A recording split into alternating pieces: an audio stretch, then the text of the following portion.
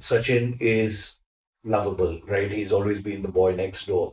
He's someone that, mom saw and said that I want my daughter to marry someone like a Sachin, right? He's the quintessential good boy. That's Sachin's brand, non-controversial, right? You look at Virat, it's the opposite. He's aggressive. When he started off, he was almost like that Delhi, aggression that he had. And it worked for him, right? He was seen as macho. He was seen as, aggressive, almost rude, and that brand worked for him. Hi, welcome to Beyond the Field, a show where I take you off the sports field and into your favorite teams and events. I'm your host Nadeem Sheikh, and I will be talking to industry professionals like me and provide you guys a 360-degree view of the thriving sports industry. So today, I have with me Indranil Das Blah, a sports industry professional with over 22 years of experience. He was the founder of One Entertainment and Marketing Solutions. He was the vice president at Reliance Sport. He is the former CEO of Mumbai City FC, a team of which I'm a big fan. Welcome, Indranil, sir. Thank you for having me. So we'll start off with the podcast. And first question, I want you to give our viewers your educational and professional background. Sure. I'm from Shillong, in the Northeast. Born and grew up there. When I was 16, shifted to Delhi for higher studies. Study in DPS Mathura Road. Then was in St. Stephen's, did my English literature. Passed out in 2002 from college and been working ever since. Nice. And how did you develop interest in sports? Always been interested in sport. I think growing up in Shillong, sport was an integral part of our lives, especially football. So played a lot. One of the reasons I decided to shift to Delhi was to see if I could play sport professionally. Obviously, wasn't good enough. So always interested in sport. And then I remember in 98 or 99, there was a movie called Jerry Maguire that came out. Yeah. For a lot of younger people, they may not be aware, but Tom Cruise was, played the role of a sports agent. And I remember seeing that I was still in college or just about to get into college. I said, that's what I want to be. And that's pretty much how it started, honestly. So after finishing college, at that point, there were very few sports agencies of its kind. So did a lot of research. There was barely any internet back then, right? So it was just reading up a lot, going to libraries, saw the I think in Delhi there were around 3 or 4 agencies, applied to all of them. One of the biggest agencies at that time, which was IMG, offered me an internship without pay, which I couldn't take because I was living away from home. And I said that after college, I'd want to earn my own money. And then I started, I was fortunate enough to work in a golf marketing company called TSM, or Tiger Sports Marketing. And that's when the journey started in December 2002. Great. And you've been in the industry for more than 22 years, but I want you to take a step back. How did Tiger Sports come to you, or did you apply, and what was the process? Like, I want you to put emphasis on how did you get your first opportunity in the sports industry? 22 makes me sound very old. Uh, so, like I said, applied to whoever I could get my hands on, and I was very lucky because I used to stay in this neighborhood called Saket in Delhi. And I remember walking back home once and I saw this board saying Tiger Sports Marketing. I was wondering what it was. So then I spoke to the watchman who said, kuch golf ka kaam karte hai or something like that. So I dropped off my resume there and I was lucky enough to be called by someone at TSN. Did the interview and I had great theoretical knowledge of sport. I was a nerd. I was obsessed with sports. So at any point of time, if you'd ask me about, who holds the current 100 meters record, for example, right, or how many runs has Sachin scored, I'd know all of it. So I think that sort of impressed them in terms of I knew my sport beyond just cricket, and I was lucky enough to get a job. That's pretty much how it started. When I was hired, I don't think there was a role for me. I was just hired as this bright young kid, fresh out of college.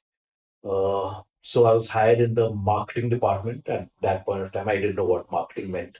So for the first month or so, at that time, every proposal that was given to a brand, right, saying that sponsor golf tournament, they used to take printouts and keep in a cupboard. So there was a huge cupboard with just files and files of proposals given to different companies, right? Saying that, okay, sponsor golf, whether it's amateur golf, corporate golf, professional golf.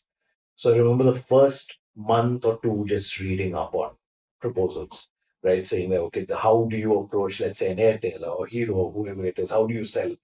And that's all I did for 2 months. I didn't do anything else. I just read up and read up and read up. And that's pretty much how I started. Great, great. And over the years, you worked across Global Sports, and then Quan came about. I wanted to touch upon how did Quan came about to you, and what was it all about? So after TSM, I was in TSM for a year and a half, and then Mahesh Bhupati got in touch with me. He obviously started the Global Sport, and it was a great opportunity, right? You don't get to work with legends when you're 22, 23. So took on that opportunity, worked in the Delhi office, and the day after I joined, my immediate boss quit for personal reasons. So suddenly I was a one-man team in Delhi. But I think that was a huge opportunity because immediately I started talking to someone like Mahesh directly. And I was in global sport for 3 years, probably amongst the three most fulfilling years, because I did everything, right? That's when I first got my hands dirty in terms of sales, marketing, event operations. In global sport, we managed ATP tournaments and WT tournaments, international quality tournaments, right? So it was a great experience. It was also my first experience with athlete management. So some of the clients, I remember the first client I think I signed was Akash Chopra. Then Sania Mirza came along in 2005. She had a breakthrough year. So that was Global Sport. Right? It was a great experience. And then in 2008, me along with three others decided to start Quan. And yeah, that's the journey from Global Sport to Quan. Why Quan? Because I think I always wanted to do something of my own along with the partners. So four of us were in Global Sport. We had a great time in Global Sport, but just felt that the opportunity was right to get into Bollywood and talent management. I think by then we had also realized that our core competence was in terms of talent management. And that's how Quan started back in 2008, I believe. Great.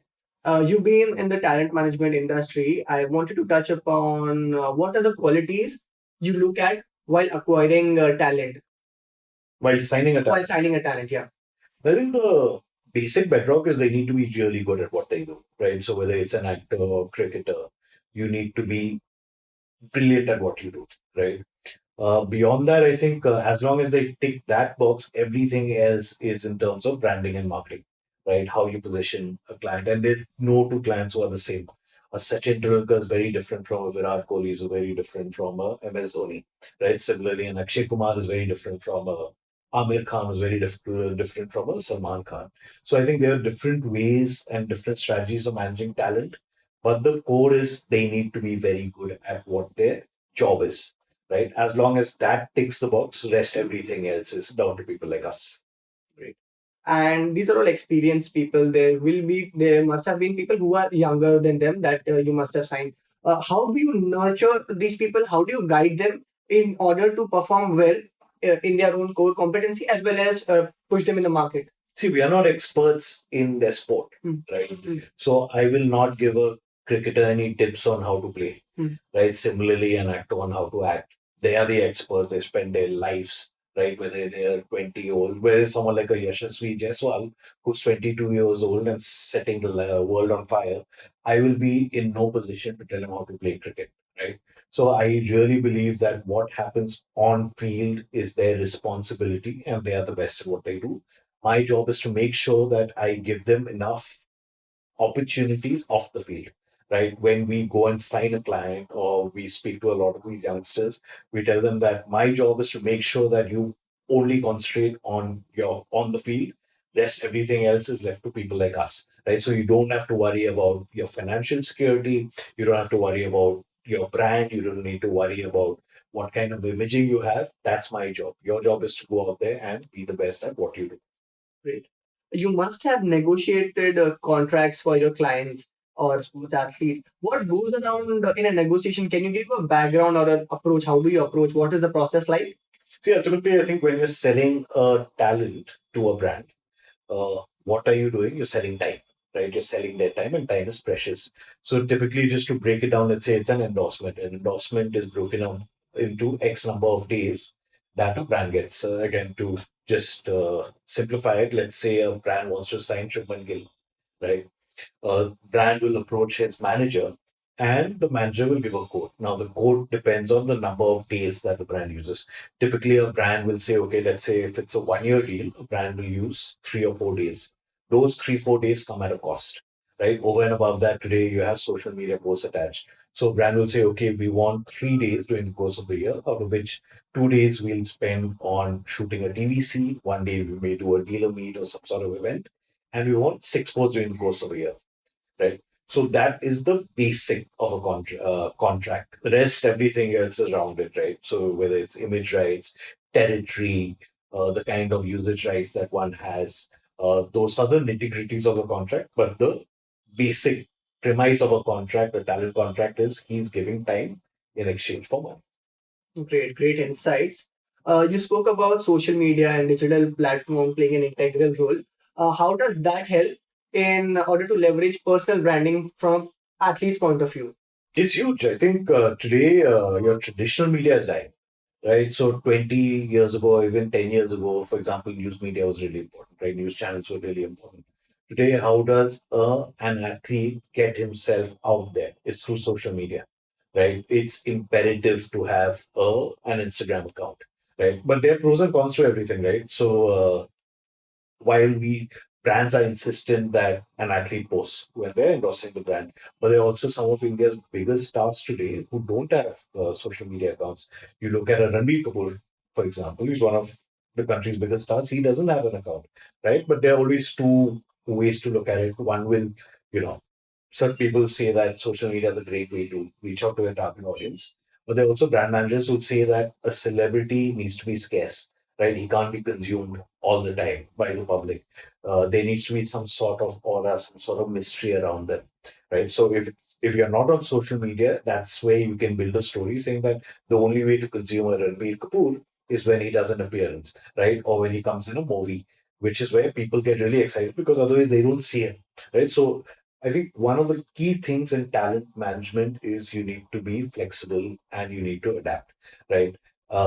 No two celebrities, no two talent are the same, right? Their personalities are different, their performances are different, everything about them. They're human beings, right? At the end of it, and there's something that we speak to a lot of young kids who want to get into the talent management industry. We are not selling soap, right? We are not selling an FMCG product. There's no rate card, right? We are selling personalities. We are selling is a wrong word, but we are marketing human beings, right? Each one is different. So you need to be adaptive and you need to adapt to their personalities. Uh, so social media is really, really important, but I also think that when it comes to usage of social media for talent, you need to be authentic, right? If you're trying to be someone you're not, people will see through that. Uh, and then, like I said, there's no right or wrong. There are certain cricketers, for example, today, with the young cricketers, they will post incessantly, right? They will post about what they're wearing. They'll post about, let's say, fancy dinners or places that they're at. But they should also post about their actual cricket, right? Gymming sessions, for example, net sessions, because then people should know that, okay, he still cares about his cricket, right? So it's a balance. Social media, like for all of us, right? It's not just for talent. It's a balance of showing your life, but also knowing when to draw the line. Nice. And so I want to understand how big is the team managing an athlete? There will be a team manager. There will be a manager, talent manager. There will be a social media guy. Can you touch upon that? What So it depends on the how big the talent is. Obviously, if it's small talent, then you just have one manager, right? And that often that one manager will manage several talent, right? But if you're looking at the big ones, then a typical structure is you have someone called an agent, who is the overall, he looks after the brand, right? So you'll have an agent who will give strategic advice saying that, okay, these are the kind of brands we should target. These are the kind of magazine stories we should do. This is what your brand should stand for. So the agent is on top. Then he will be assisted by a manager, right? A manager will be the day-to-day guy who will work, who will be in constant touch with the talent, coordinating shoots, coordinating social media posts, and basically it's a job where you're in touch with talent every day, right? The growth for a manager is to become an agent, right? That is the growth part. I think people confuse agents and managers, but typically a manager is someone who's day to day forming a relationship with the talent, and then once he knows enough about branding and strategy, he becomes an agent, right? So typically, a big talent will have an agent and a manager. Along with that, there are various models, but along with that, they will have a PR manager, they will have a social media manager, they will have their entourage, which includes, let's say, a spot boy or a security person. So typically, a big celebrity will have an entourage of at least 7 to 8 people, right, including a stylist and everything else. And the manager's role is to coordinate with everyone. Everyone below the agent. Yes. Sir, how has the role of marketing in sports changed over the course of time? Can you touch upon that? Because you've been like more than 2 decades, so you will have a better understanding of how marketing was happening earlier and what has changed today. I don't think anything's changed. I think if you go back to the early 20th century when there were celebrities who were just coming into movies in the US, and then you had the emergence of TV and Broadway, right? Marketing is critical. Like I said, no matter what one does on the field or in movies, you're building a brand, right? So there's a certain narrative, there's a certain story that you need to develop. So I don't think that's changed. Social media has changed significantly the way people consume celebrities, right? Like I said earlier, it was if you wanted to watch a celebrity, you would only watch him on the field or in movies. Today, with social media, they're accessible at the tip of your fingers, right? So that's a change. But in terms of the storytelling or building a brand, I think that's remained the same. Uh, you have to identify what a brand stands for, right? And I'll give you a few examples. When Sania Mirza started off, this was in 2004, 2005. She was 14 or 15, and she won her first WTA tournament in Hyderabad. She had won Junior Wimbledon, I think, at that point of time, and suddenly she was just becoming a craze, right? We identified that she's very, very different, not just from her performance, right? Performance is on the court, but off the court, what did Sania Mirza stand for, right? She stood for a woman breaking barriers, right? Or breaking the glass ceiling, right? Here was a woman from a Muslim family, right? Which, and it was perhaps a taboo to play tennis, right? So she came from that background. She was a girl in, I don't remember the last time an Indian sports woman was such a big sensation, right?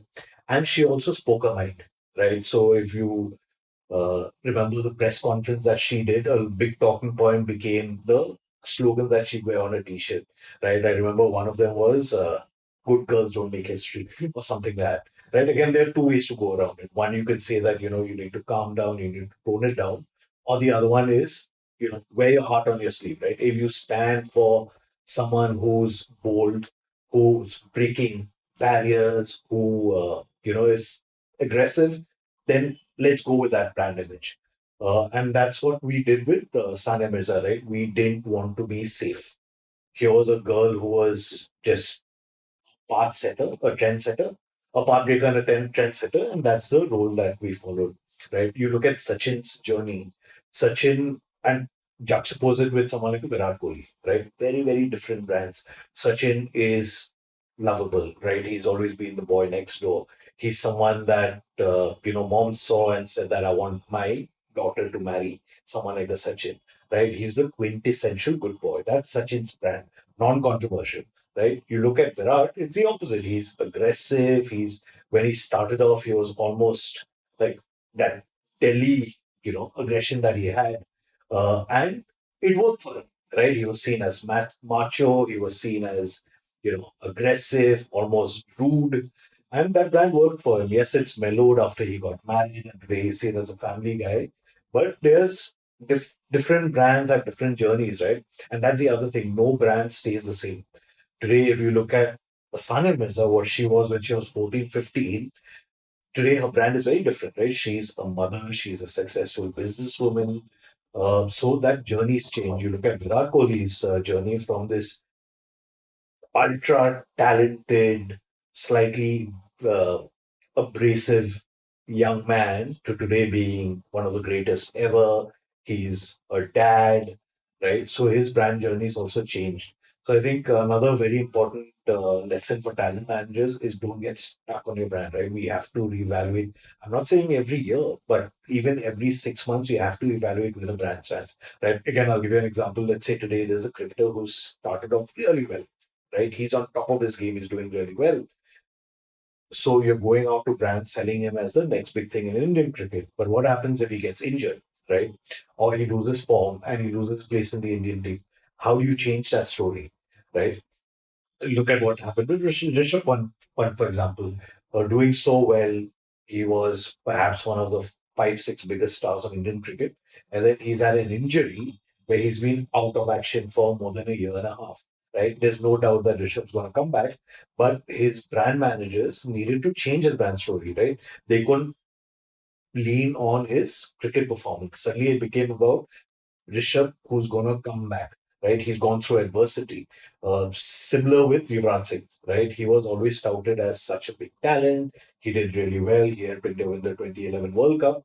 And then the cancer story sort of changed his brand, right? Suddenly he's seen as a survivor, as a fighter, someone who stands up for a certain cause, which is close to so many of us. So brand journeys change depending on the lives, both off the field and on the field that talent have. Great insights, so great examples. I was also into it, hearing it's like a learning lesson. I want you to touch upon what are the trends and opportunities that you see that brands who are looking to leverage in sports should look at. See, it depends on the brand, right? I think today, if you are looking at a national audience and you have budgets, nothing works better than cricket, right? If you are looking at, let's say, North India and West India, right? You look at Bollywood. So there are different reasons why a brand will take a celebrity. But like I said, there has to be a connection between the brand and the celebrity, right? It can't be a force fit. A brand, a talent stands for certain things, right? Again, to give you an example, let's say Rohit Sharma, right? He's a leader, right? He's a family man. He's the most successful captain that the IPL has seen, right? So he stands for leadership, he stands for performance, and he stands for family. If there's a brand that's looking at those attributes, they should look at a Rohit Sharma. But there's a new startup brand, right, who's suddenly being funded by VC money, and they're looking at breaking clutter, right? And they're saying that, okay, we are a young, aggressive, brash brand, then that brand should look at a Rohit Sharma. They should look at someone like a Jaiswal, for example, right? So each brand and each talent stands for different things. The important idea is to connect the two via storytelling and a narrative. I think, and there needs to be an authentic connect, right? But at the same time, you also need to think out of the box. You look at what Craig did with Rahul Dravid, right? No one would have thought that Rahul Dravid in that avatar would be successful, but it's one ad that I remember over the last 3, 4 years, right? So it depends on what the brand stands for, but it also depends on the creative minds working on the brand. It's all about storytelling at the end of the day. Great. Now we'll move on from talent management to leading a football team. I want you to touch upon how did the opportunity came about at Mumbai City FC. Really fortunate, honestly. It's probably the best job that I've had, the one I enjoyed the most. Always been a football fan, more than cricket. So very close to my heart. And how it happened was Ranbir was a talent match by Kwan. And Kwan, while we did a bit of sport, we were primarily a Bollywood management agency. So he was managed by Kwan. And he had the Reliance and the Ambanis approached him, knowing that he was a big Barcelona fan and he was a football fan. I think that's important again, right? You don't get celebrities who have no idea about a game. But he loved Barcelona. In fact, we had arranged a trip to the Camp Nou for him. He met Messi. This was back in 2012 or 2013, which was a great experience for him. But yeah, coming back to the story, he was a big football fan, and the Barney's approached him saying, would you like to be a corner of a team, and he obviously jumped at that opportunity. Excuse me. And that's when he asked me, saying that, you've been in sports, sports, I've got this opportunity of owning a team. Would you want to run it? I tried to act cool, but obviously it's an opportunity of a lifetime, right? Working and running a football club. And that's how it came about. It was fortuitous because Ranbir was managed like one and he didn't know anyone else from sports. And he said, "Oh, you're interested in sports. Would you like to run the team?" And that's how it happened. Nice. Huh? What a story. I mean, Everything connects. Huh? everything connects and it's all about luck and right place, right time, right? I think no one knows. If anyone says that we know it all, they're lying. It's like if you look at my career, whether it's the break with TSM, that happened by luck, right? TSM was an office close to home in a city of, I don't know how many people Delhi had at that point, 15, 20 million. So that was luck. Global Sport and the opportunity when my boss suddenly left, that was luck, right? Someone like a Ranbir getting the opportunity of owning a football team, and I happened to be there, right place, right time. So I think a lot of the good things that happen also on luck and not because you're the smartest, brightest, or any of that. What are both your responsibilities as a CEO at Mumbai City? I think it's overall running the club. If you look at the main pillars of a football club, there's a technical and non-technical side of it. Technical is obviously the football bits, right, which is coach, players, and everything else. And there's a non-technical bit, which is the marketing of the club and the operations, running the club, right, your travel, stay, and everything else. Uh, in my limited experience, I think the technical bit, the important bit is to choose the right coach and the right technical staff. So your assistant coaches, physios, and all that. But once that's done, you stay away from the technical side, right? I have no one to tell the coach that, oh, you should have played Pippin Singh instead of Vikram Pratap Singh, for example, right? And I think that's a mistake that a lot of not just CEOs but owners make because we all are so passionate about a sport. We think we know it all, but we are not the experts. So I think that's a conscious decision to stay away from the technical side of things, right? Obviously, you will have chats with your coach after every game. You will say what went right, what went wrong. But the technical side is left to the experts. I think I wouldn't say the more interesting, but the more important side for CEO is the non-technical bits, which is developing the brand and running the club, right? The operational bits of it. I think we were lucky because when the ISL started back in 2014, no one knew what was going on, right? None of us had run big football clubs. Suddenly, you had the opportunity of working with people like Diego Forlan, right? Nicholas Anelka, Guimarães, who was a coach, Peter Reid, who were a coach. Well, they've been coaches of the national teams. They played at the you know, biggest stages, right? They played World Cups. So I think while that was fascinating, we didn't know what to do, right? So I think it was a lot of learn on the job. And I think in the first couple of years, honestly, no one knew what they were doing. I don't know how closely you followed the ISL, but Calcutta won it. 80K at that First time won. 80K. And they won because they had the know-how of Atletico de Madrid. Yeah. Right. That made a huge difference and that sort of opened eyes. And we understood, okay, this is how you run the technical side of things. But I think the first 2 years were, while they were a haze, they were also a blast. And then things sort of uh, what's the word? I think things sort of settled, right? And then you knew, okay, what you're doing. Then experts start coming into the field. But yeah, I think the opportunity of doing something from scratch, like Mumbai City, didn't even have a logo, right? It was so right from ideating on what the club should stand for, we felt that the club should be of the people of Bombay. So when we were designing the logo or speaking to the agency for the logo, they came up with the concept of having the local train because that binds every part of Bombay. Now, when Manchester City safety group have brought into it, there's obviously it's been globalized into their template, right? But the addition that they made was they incorporated the CFC. So I think those are the little things, but the journey of running Mumbai City for I think 8 years was incredible. What it's been the opportunity of a lifetime. And what is the best part about leading a team? You're living, breathing football. I mean, if you're a football fan, it doesn't get better, right? So pre-season, you're with the team. You're having football conversations, trying to figure out what happens. Why did the coach select X, Y, Z? I remember one fascinating discussion I had with the coach post one of the seasons where we had a centre back team. There were two of them, one older guy and one younger guy, and both weren't probably first choices when the season started off. But the coach got them together, and I remember asking him that why these two, right? You had better players. And he said that two things. One is in terms of a partnership, you need to know each other. And these two off the field, they were almost like a father and son, right? That was the age difference between them. And the other thing he said was sometimes you pair your strongest link with the weakest link, right? A lot of people say the weakest link breaks the entire chain, not if you pair him with the strongest link, right? Which was the older guy in this place. So I think those lessons, right? Those are invaluable lessons which you won't learn in books, right? Which you won't learn sitting in an office. Those are lessons that football has taught me. I think just traveling to every game, wearing your heart on your sleeve. I think every time we won, Mumbai City didn't have the best starts, right? I think first two seasons were really, really tough. Third season we did really, really well. So it also teaches you when we did really well in season three, you remember the bad times, right? And that stopped you from getting too cocky. But just the fact that when you win, you're on top of the world, and when you lose, you feel as if the world's come crashing down.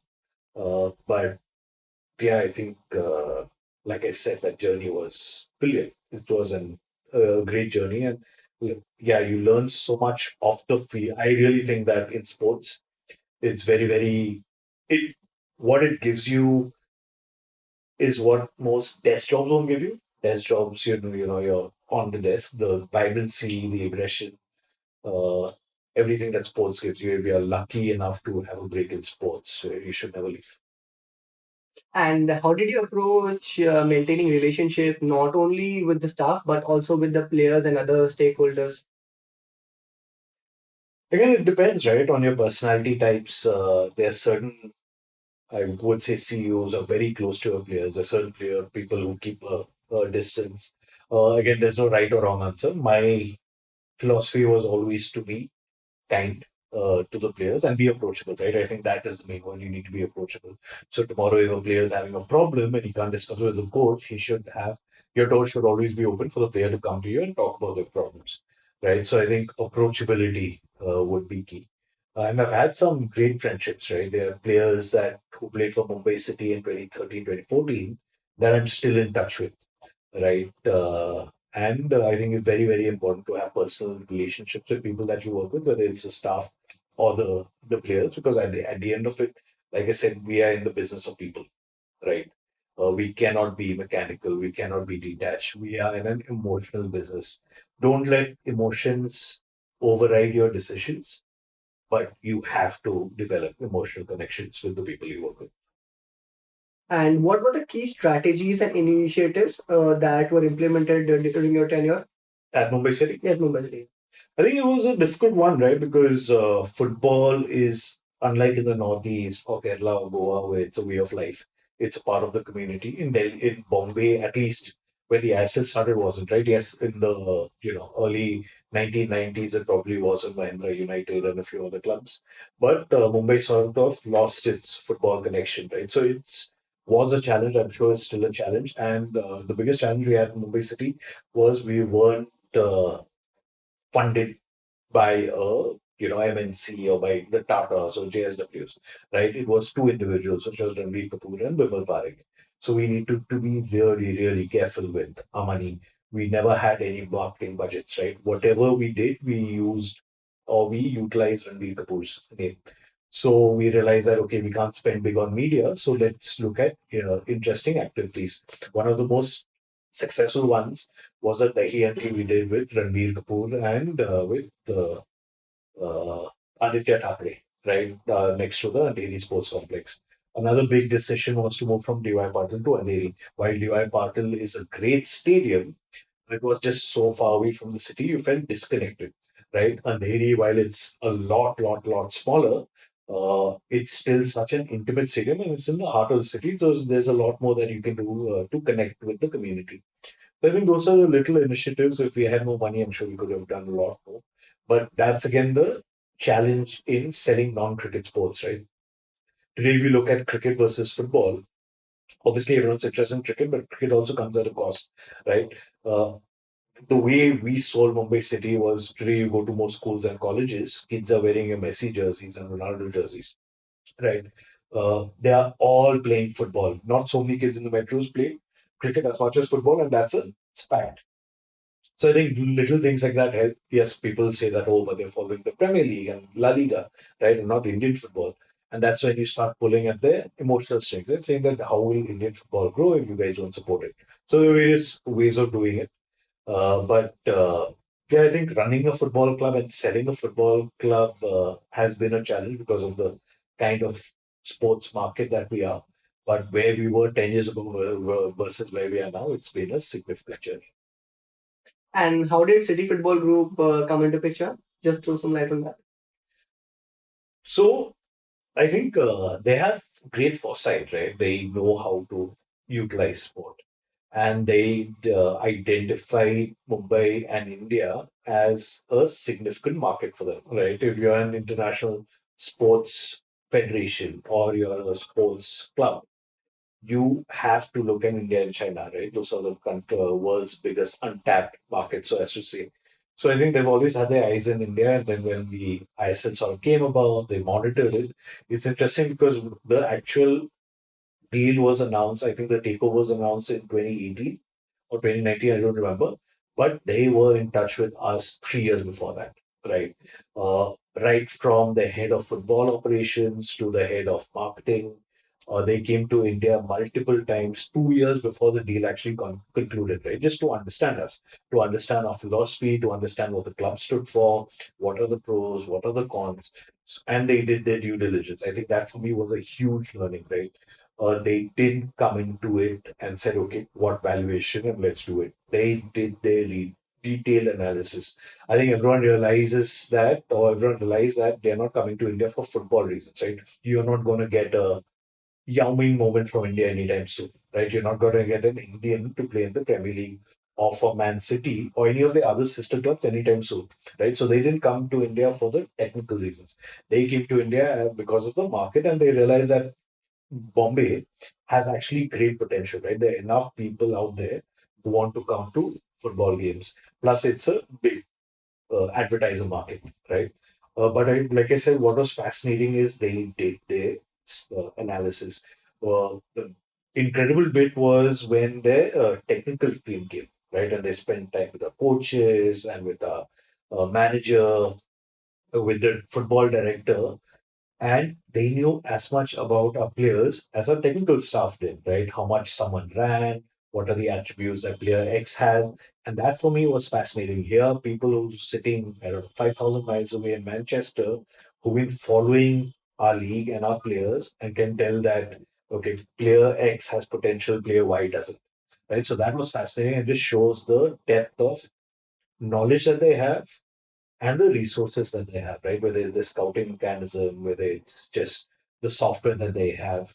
Uh, so yeah, the entire process of the of CFG looking at Bombay, then the entire selling process, the entire cultural integration process of the two teams, CFG and Mumbai City, it was fascinating. And we dived directly into City Football Group with Mumbai City. But so I wanted to give our viewers an insight as to what is City Football Group and what are the teams that they own. So CFG, City Football Group, are the parent owners of Man City, which is the biggest club.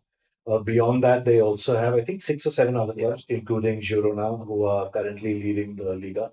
When they bought Girona, I think 4 or 5 years ago, they were a tier two team, right? They were in the Segunda B. So Girona's won. They have a team in Montevideo in Uruguay. They have an A-League team, the Melbourne City, I think it was. It is. They have a team in Tokyo and they have a team in the MLS, right? And different reasons. So if you look at the team in Uruguay, they have that tie because of the talent that comes out of Uruguay, right? In terms of just pure percentages and numbers, no country produces more elite footballers than Uruguay. So City's got a team there to tap into talent to play, in Manchester. Similarly, they've looked at countries or places like Mumbai and Melbourne because of the big advertiser market, right? Because of the economies of the two countries. they've probably looked at Japan for reasons both technical and non-technical. So those are the clubs that they have, and like I said, they know exactly what they're doing, right? Both on the football side and the non-football side. I think what's great in terms of working with them is they're not here for the money. Right? They're not here to make $1 million out of Indian football. They're here because they believe in the market and they believe in the club and they believe in the sport. And I think that's how they've invested in all the seven, eight clubs that they have across the world. So Mumbai City has City Football Group as one of the owners. We have Ranbir Kapoor, and we also have Bimal Parekh sir.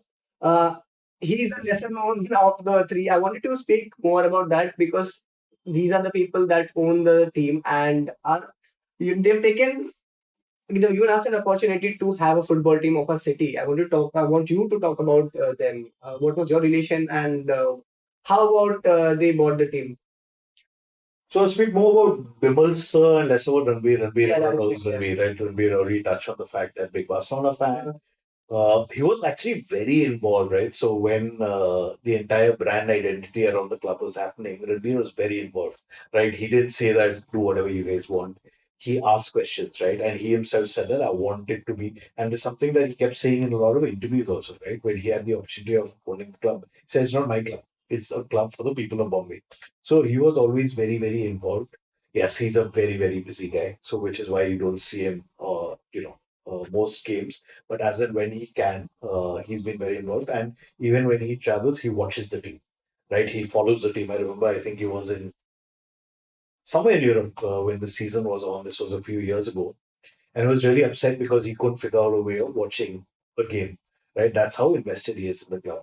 But I think the more fascinating owner is Bimal. I don't know how many people know Bimal Parekh, but he is a very, very successful chartered accountant, and he's been in the industry for the longest time. He has clients like Ranbir, Amir Khan, and Katrina Kaif, and a whole lot of others, right? But he was never a football fan. I don't think he even knew the difference between football and cricket. He won't like me saying this, but when we started off, he had no idea, right? So it's been fascinating to watch his journey over the last 10 years because he's been, and I think I can confidently say this, no other ISL owner has been there at every home game of the club. He's always there, right? And people don't realize it, but he's a very, very busy guy. You try calling Bimal and he will not answer. He will probably call you back 2 days later, maybe at night, but he's that busy. But for him, Mumbai City has always been priority. Just the fact that he hasn't missed a single home game in 10 years is incredible, right? Today, and I had the opportunity of when the home games used to happen, and they used to sit right next to him, right? So I've seen that journey from him asking, "Ye kya hai? Offside kya hai? Why is he throwing that ball? Why did he kick it?" To today actually discussing technicalities, right? Saying that, oh, he should have crossed. Why is he trying to cut in? All that. So now he's become an expert. And to see this elderly gentleman not knowing anything about football to becoming such an ardent fan, it's incredible. And that's a power sport, right? Which people don't realize. I think I don't want to reveal his age, but let's say 50 plus or 60 plus, to see how he's becoming a football fan and a sports fan. His family's involved, right? His son, now I think, he was studying abroad, but when he was in Bombay, he used to come for every game. Again, this was when he started coming for games, he was 12 or 13. Today, he's a young man, right? But he's as passionate about the club as his dad. Similarly, if you look at Ranbir, Ali has come for a few of the matches, and I know that Ranbir discusses games with her, right? So the power that we have with our families, uh, that sports brings out, it's fascinating, honestly. But yeah, I mean, I hope Bimal gets more credit than what he does for making what Mumbai City is. If there's one person who encapsulates what the club stands for, it's Bimal Parekh and not anyone else. Yeah, so I have this first-hand experience. I hold a season pass of Mumbai City FC, and I'm a very big fan. After every match is done in the home game, he comes to the ground, he meets the player individually, talks to them, and he's so much involved. Not only with the players, but also with the fans. He comes to the fans, talk to the fans. And as you said, he is one of the most vested guys in football. And He's a great gentleman. Yeah, and like I said, this is not his day job, Yeah. right? It's not his full-time job. It's it doesn't make him any money. In fact, he puts in his own money, right? In spite of that, it's just incredible what he does for the club. And he's very, very involved, right? So he's still in being a CA, he's in charge of all the finances, right? So it's not like he's not involved. It's not like he just turns up at the games. He's very, very involved in the day-to-day running of the club. And again, that's, I think, intriguing because unlike Ranbir, who's been a lifelong football fan, this guy wasn't a football fan. He wasn't a sports fan, right? So, yeah, fascinating. So, sir, we spoke about Kwan, we spoke about Mumbai City FC. We'll speak about your recent experience with Reliance Sports. I think when we speak about Reliance, most of our audiences only knows that they have this IPL team. But there's a lot that Reliance Sports is involved in. I want you to touch upon that. Sure. So Reliance Sports is largely four verticals. The most obvious one is obviously the MI ecosystem, Mumbai Indians ecosystem, where they own, I think, five teams now: WPL, Emirates, which they just won, Yes. MLS, MLC, which they won last New York. year. There's SAT20. So that's the entire cricket ecosystem under the MI brand. That's the most visible one and obvious one. Then they have the football ecosystem, which is the ISL or FSDL, which is the holding company. So the ISL is run on the FSDL and they have the commercial rights.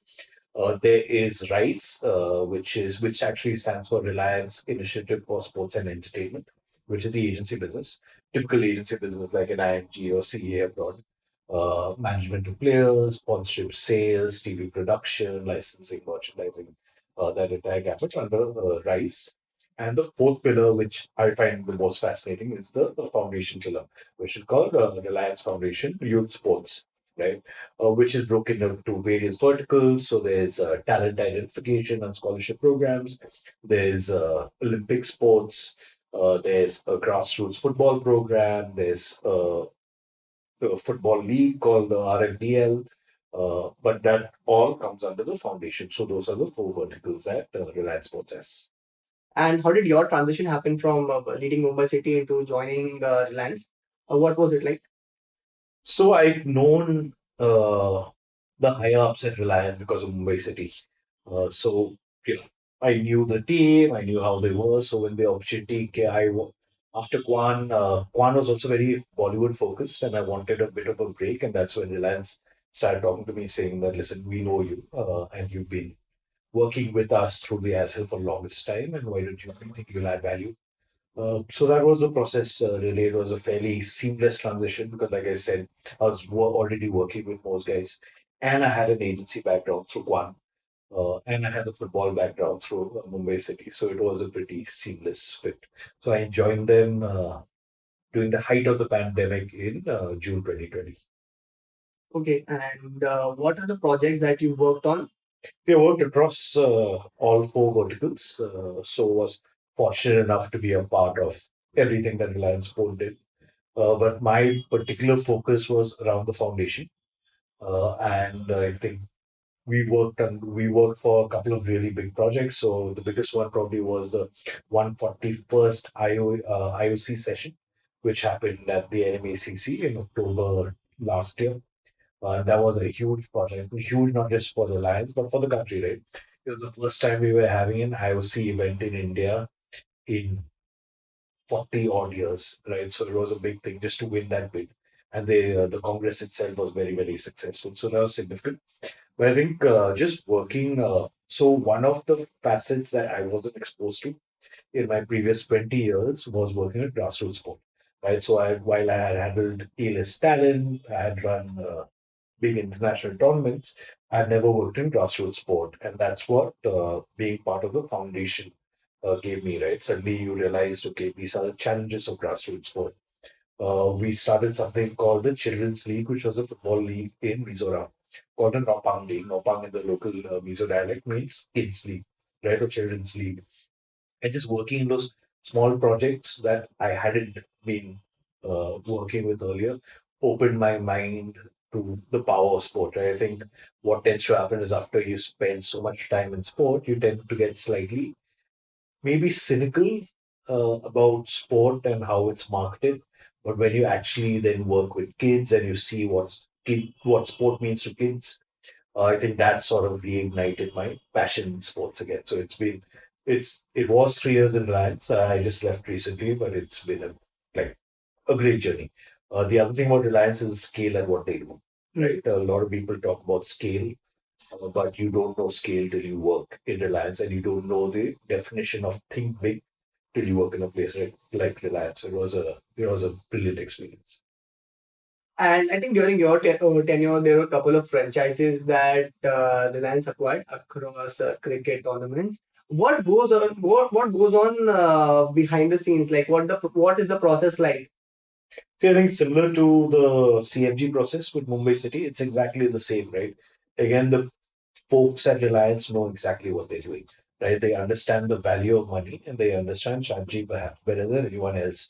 And like CFG, like I mentioned, CFG will buy a club in Spain or in Uruguay for very different reasons than buying a club in Mumbai, for example, right? I think Reliance follows a similar strategy. One is, they seem to be fairly clear that they want to be in cricket and no other sports for now. Yes, that could change in the blink of an eye, but in my time there was cricket focused as far as MI was concerned.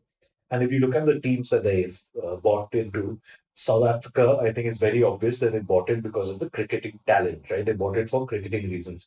Today, you have someone like a Dewald Brevis who's playing in South Africa. You identified him and you got him to the MI main team here, right? So South Africa was for cricketing reasons. You're not going to get great cricketing talent in the ILT20, right? That just finished.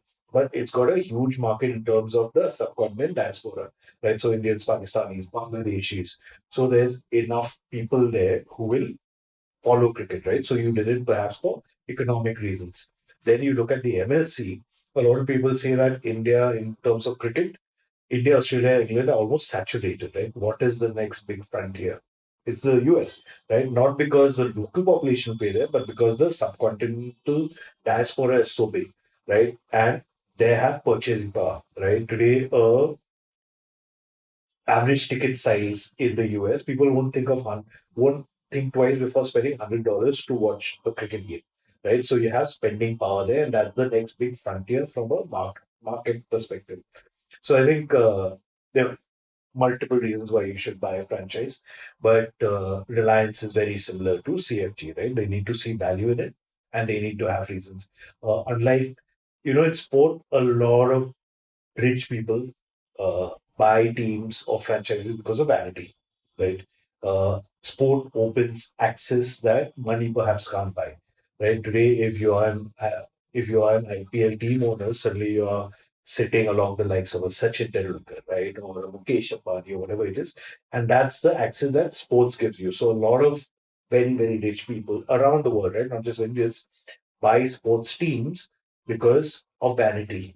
Reliance doesn't do that, right? They do it because of strategic reasons and nothing else. Great. I want to touch upon the difference in Indian sports between cricket and the rest of the sports. What are your views on that? Well, see, it's a tough one, yeah, but it's something we have to live with. I think if you look at the global biggest economies, there are only two countries that are so focused towards one sport, right? One is Brazil, where football is obviously, religion, and in India, cricket is a religion. The difference is Brazil has always done well in Olympic sports, right? They've always been in the top 10, I think, in almost every Olympics. But in India, this cricket has just overpowered everything, right? And I really think that there are three, four reasons why sport becomes what it is. Again, sorry, I'll just take some time explaining this, but you look at the emergence of cricket in India, right? Yes, it was always big, but it wasn't as big as it was today, right? Hockey was our national sport. But what happened was a confluence of various things, right? So in '83, we won the World Cup, that helped. Then in '87, we held the first international quality tournament in India, which was the Reliance World Cup at that point of time, right? And then in '89, you had the emergence of this little boy called Sachin Tendulkar, who, for the first time, an Indian cricketer went beyond the sports pages, right? Uh, Kids wanted to be like him, girls wanted to marry him, right? Suddenly he became a celebrity. So along with that, you had the emergence of academies, right? Suddenly a lot of people said that, okay, cricket is a career option, right? The sports is a career option. So you had the emergence of an icon in Sachin in 1989.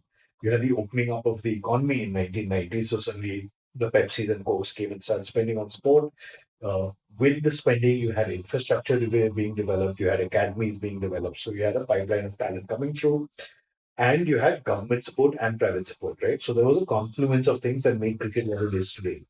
You look at various other sports that have had the opportunity in the past few years, right? You look at tennis in 2004, 2005, suddenly a lot of things came together, right? You had Sania Mirza.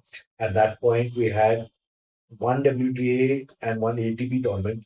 And these are global tournaments happening in India, right? So Sunfeast Open used to happen in Calcutta, Bangalore Open in Bangalore, and the ATP Kingfisher Airlines Open happened in India. Right, so you had world-class competition happening in India. You had government support, infrastructure was building, and suddenly people were talking about tennis. Right, at that time you had Sania, Mahesh, and Leander doing really, really well. Leander and Mahesh were world number one doubles. Sania had broken into world top 50. I think she had reached as high as 31. So you had a lot of factors coming into play. The problem that happened was you didn't have, after Sania Mirza, you didn't have a pipeline of talent, right? Which is why tennis lost momentum.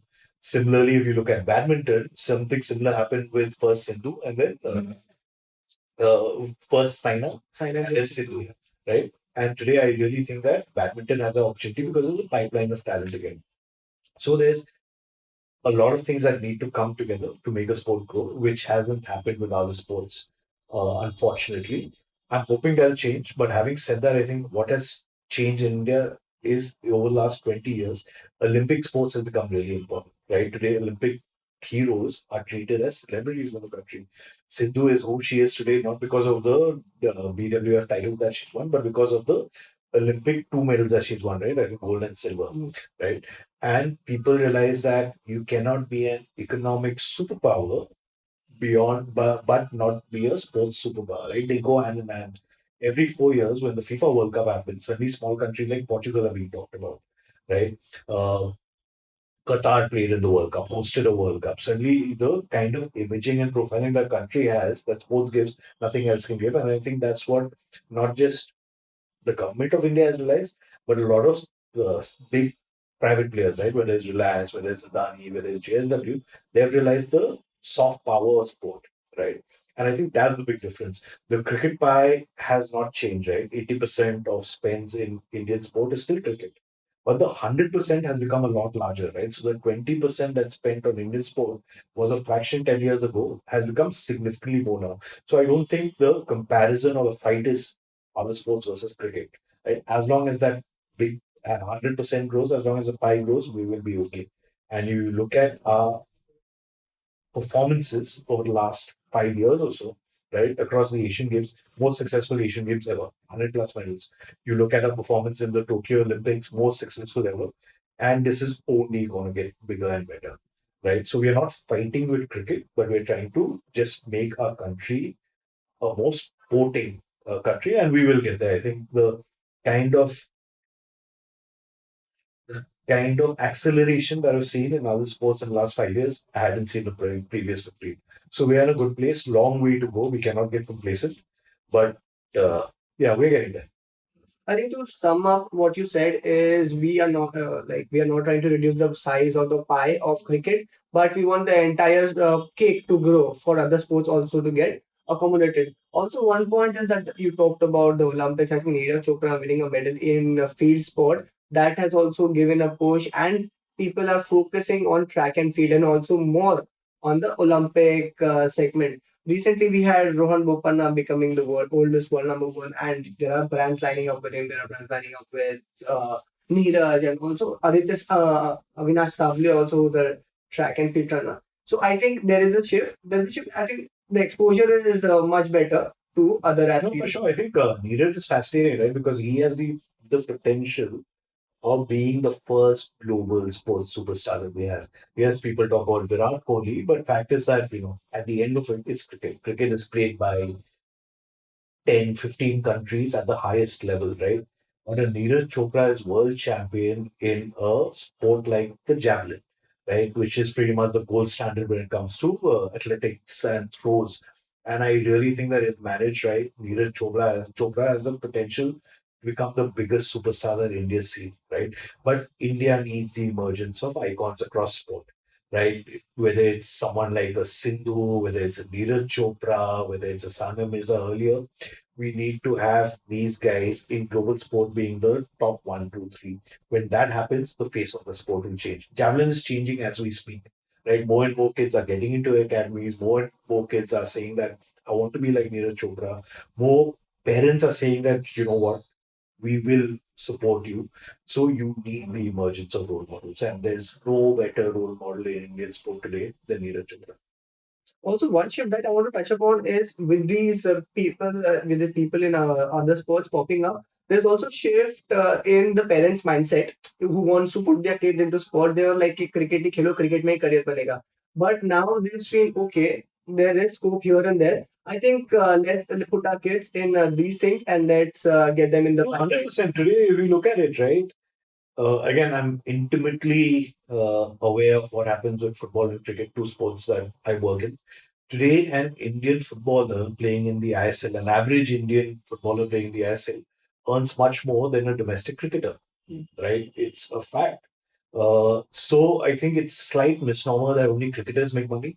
The top 10 cricketers make more money than anyone else. But if you look at, let's say, brand endorsements, you'll have five cricketers, Virat, Dhoni, Hardik, Rohit, and maybe a couple of others. But then they're followed by people like Sindhu, Sunil Chetri, Neeraj Chopra, right? And then you have salaries where a lot of footballers are earning crores. A domestic level cricketer doesn't earn crores, right? So it's a bit of a misnomer in India when they say only cricketers make money. Actual other sports, if you're playing at a professional level, you could make as much money, if not more, than the cricketers, which I think a lot of parents have woken up to. Right. Yeah. Also, I think what's happening is because of the day and age that we live in, parents are pushing the kids outdoors. Right, it's better than spending 2 hours on your phone. Go play football. I'll enroll you into a coaching camp or whatever it is. And we have a much higher disposable income, right? Which wasn't the case 15, 20 years earlier. So today, if there's a good football or cricket academy, a parent will say that, okay, I don't mind spending a few thousand rupees a month because I know my kid will become active and potentially he could play professionally, right? So that mindset has changed significantly. Yeah. And also, what happens is, sorry, we just speaking about things is that sports gives you discipline, and if the person does not make it to the professional level or the highest level, he will take that qualities and get into professional working, and that will help him grow professionally as well. If not, playing at the top level. There's no greater teacher than sport. It teaches you everything: discipline, teamwork. Don't try and be a hero. Everything. I mean, yeah, you can't have a better teacher than sports. Yes. I think there are potential viewers who are looking to get into the sports industry. I want you to touch upon what are the areas of employment that sports offer and how can one get into it. I think the biggest advantage we have in sports is you don't need to be a specialist to get in, right? You can be a lawyer, you can be a banker, you can be in finance, you can be in marketing, you can be in sales, and or you can be a lawyer, and all of them can become sports professionals, right? The most successful sports agencies in the world were all founded by lawyers, right? Whether it's IMG, Mark McCormack was a lawyer, right? A lot of so you don't need it. We are not. It's not rocket science, right? You don't need a special degree. You don't need an MBA. You need none of that. Once you get into the sports industry, you need to try various things and then you'll develop your niche, right? So my niche I developed was I did various things, right? Like I said in the beginning, started off with sales and marketing, did operations, understood talent management, and then today I think I found my niche in talent management, right? Similarly, there'll be others who will start off as lawyers in sports in an agency, and then they'll maybe specialize in law, right? So the biggest advantage that kids have today is you don't need to specialize, right? What you need to do is you need to have a passion for sports and you need to have the ability to work hard. Like I said, we are not hiring rocket scientists, right? When I'm looking at a potential candidate, what am I looking at?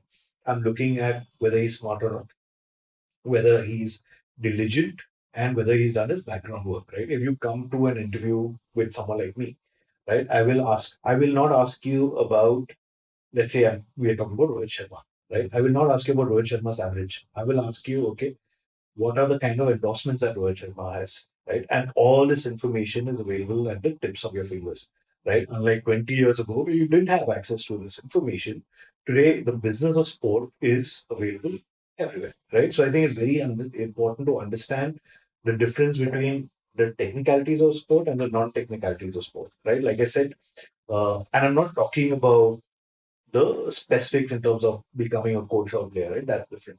But when agency is higher, like we are not, we don't want to know about your knowledge of Indian sport. We want to know if you understand the business of sport. And so that's, I think that comes with research and it comes with discipline, right? So you're going to an interview, make sure you know enough about the person that's interviewing you, make sure you know enough about the company, very, very important. And make sure you have your thoughts on what is right and what is wrong. Right. So we're like, again, I keep saying it's not rocket science, but at the same time, unfortunately, the supply is a lot more than demand, right? We have so many people, even today, right? I get on an average on LinkedIn at least 2, 3 messages, right? Either from freshers saying that I want to get into sport, how do I start? Or from seasoned professionals saying that I've been doing law for 20 years or 10 years in finance and I want to get into sport. How do I do that, right? I still don't have an answer to that. A lot of it is right place, right time, right? Like how I got lucky. So I think you just need to be diligent. You need to do your research and you need to keep knocking on doors. The right opportunity hopefully will come. So we'll take a step back and on a lighter note, I'm sure across your experience, you must have some incidents which are funny enough. You want to touch upon that? No. No, honestly, I think I can't give away names. Yeah, yeah, obviously. But it's a remarkable field, right? Because Yeah. you're dealing with human people, you're dealing with humans, you're dealing with personalities, you're dealing with egos, right? And it's not easy. So there are ups and downs, and there are a lot of more. I won't say it's funny, but there are also stressful moments, right? Like a celebrity won't turn up at a shoot, for example. And that's happened multiple times. Then how do you manage the brand? Right? Similarly, you're doing a PR interview and you've told the journalist, okay, stay away from someone's personal life. But it's a live interview and suddenly those questions are asked and the celebrity is looking at you saying that, am I supposed to answer this or not?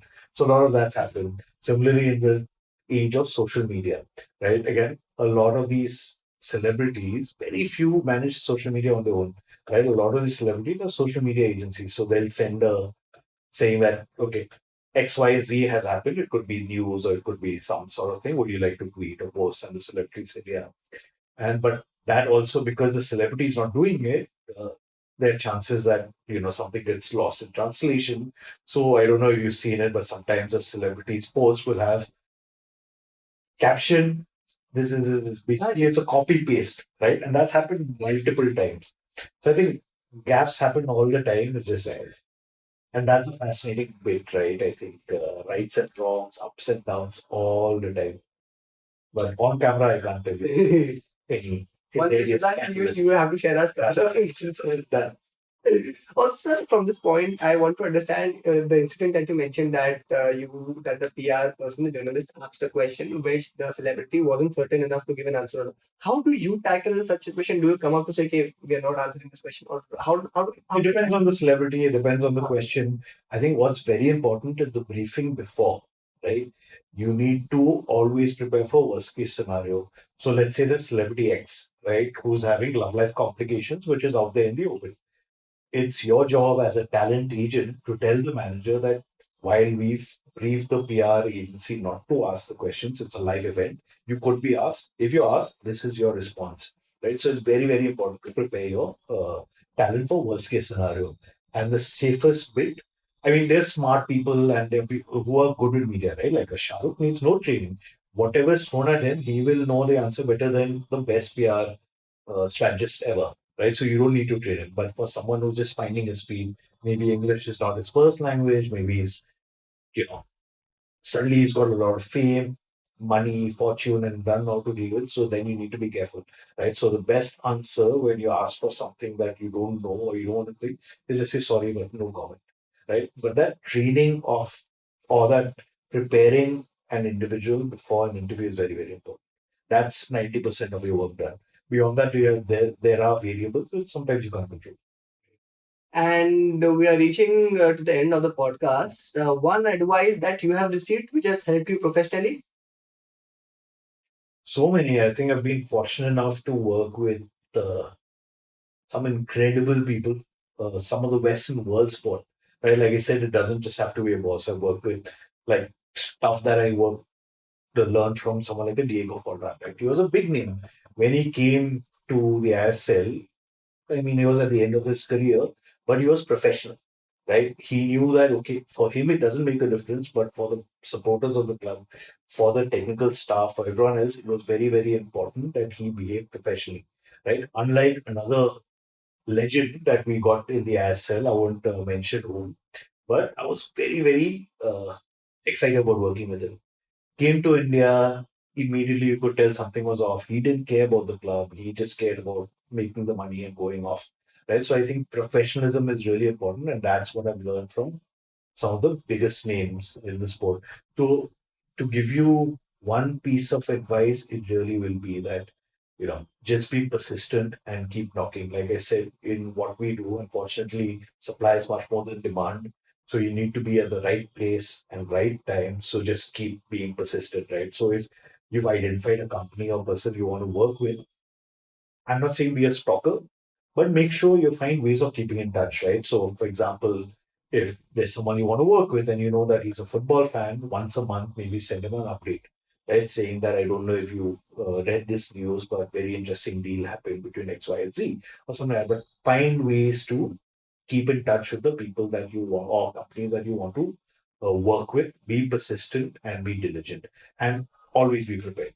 Like I said, like doing an interview with the client or with the talent, prepare the talent, right? Similarly, you need to be prepared, right? You need to do your research and you need to do your background checks. I remember, again, just going back a bit, I remember my first commercial deal was with Whirlpool and Ajay Devgan and Kajol. It was back in 2005 when Whirlpool for the first time signed a couple, right? And it was a big deal because the first time I think an Indian couple was doing a multi-crore deal. But before the meeting with Whirlpool, I had to make sure that I understood Whirlpool's business, right? When do ACs sell? What are Whirlpool's competitors doing? How does a Blue Star differ from a Whirlpool, right? ACs is not my area of interest, but when I'm meeting the marketing head of Whirlpool, I need to know what his business is. And I think that's a lesson that a lot of us today forget because again everything's available at the tip of fingers, right? We don't do research. So anytime you're meeting anyone, anytime you're reaching out to anyone, make sure you do your research. I think that's very, very important. And one advice you want to give to someone who is just coming on into the industry? Cliche, but be grateful if who's coming on to the Yeah, industry, yeah. who's Starting off in the yeah. space. If you've got the opportunity of working in sport, please be grateful. Don't take it for granted. I think it's something that I still do every day. Is And you'll have bad days, right? It's a job at the end of it. Everyone has bad days. Like I said, when Mumbai City lost or when my client missed out on an endorsement deal, it feels horrible, right? But remember the next morning when you wake up that you're privileged to be here, right? A lot of people, thousands of people, and I'm not exaggerating, thousands of people will kill to be in your place, right? Remember that. Have perspective, have gratitude once you're in the industry because, yeah, you got in by some talent, but a lot of luck and hold on to it. Great. So we'll start off with the rapid fire. One word to describe your journey in the sports industry. Interesting. Okay. What is your favorite sports documentary? Lots, but I would say Last Dance, which is fairly cliche, but I think Last Dance, just in terms of how it reached out to an audience beyond basketball, production value, the storytelling, I think it changed the way a lot of people look at sport, right? Today, and thanks to Last Dance, there's so many of these similar kinds of documentaries. So, just in terms of impact in sport, it would be Last Dance. Your go-to sports app or website for latest update? The Athletic. Okay. One book that has had a significant impact on your professional life? What They Don't Teach You in Harvard, which is by the founding father of sport management, I would say, Mark McCormack. I think it's a series of 3 books. What they teach, what they don't teach you, what they still don't teach you, and one more. It should be mandatory reading for anyone wanting to get to sports. If you could switch careers for a day, what would you choose and why? I wouldn't choose anything for Okay. the world. Okay. What's your proudest professional achievement so far? Not too many, but also when I started off, got the opportunity of helming a big ATP tournament, which was the Kingfisher Airlines Open between 2007 and 2009. I think we did it for 3 years, and for young mid 20-year-old to run a tournament like that. It was an experience of a lifetime. I also learned a lot, and there were crazy challenges, but I would count that as a significant achievement. Okay. One word to describe the future of Indian sports? I won't say one word, but only ways up. Yeah. If you could have dinner with any sports figure in the industry, living or dead, who would it be and why? Arvind Senna. What's the most memorable sporting event that you have attended in person? I would have to say the finals of the Hyderabad Open in 2005. Okay. That's when Sania Mirza won. And I was relatively new in sports, hadn't attended too many live events, had attended cricket games obviously. But the hysteria that I saw around her, people were breaking barricades, people were going mad, right? There was security deployed all over, gates were broken, people were having fights, but that commotion and that hysteria around a female sports person, forget that, just around a non-cricket event, it's not something I've ever seen even after that, right? So that would be, yeah. Above watching the All-Star game? Also, I mean, it wasn't emotional, right? Okay. It was a fascinating experience if you go for any of the All-Stars. Just the Americans know how to market anything, right? And they are the pinnacle of sports marketing, both the NFL and the NBA. So just how they operate, right? There's not a second between an NBA game that the audience is left wondering, okay, what do I do? There's always something or the other, right? So that for me was fascinating, but it wasn't emotional.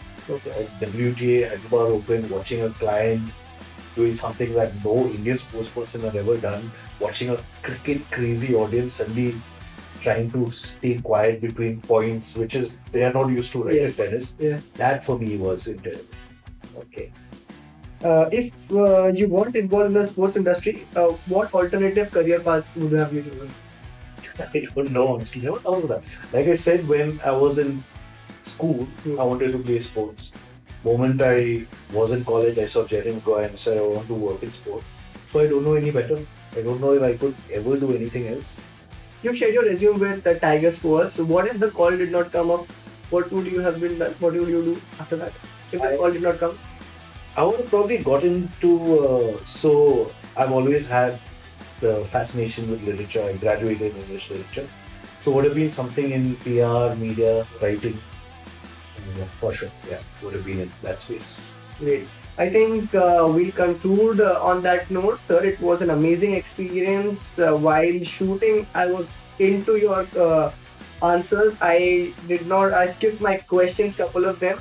But I think it was all worthwhile. We spoke about Quan, we spoke about Mumbai City FC, we spoke about your experience at Reliance Sport. I'm sure our viewers will definitely take the positives, and that would help them in their professional life.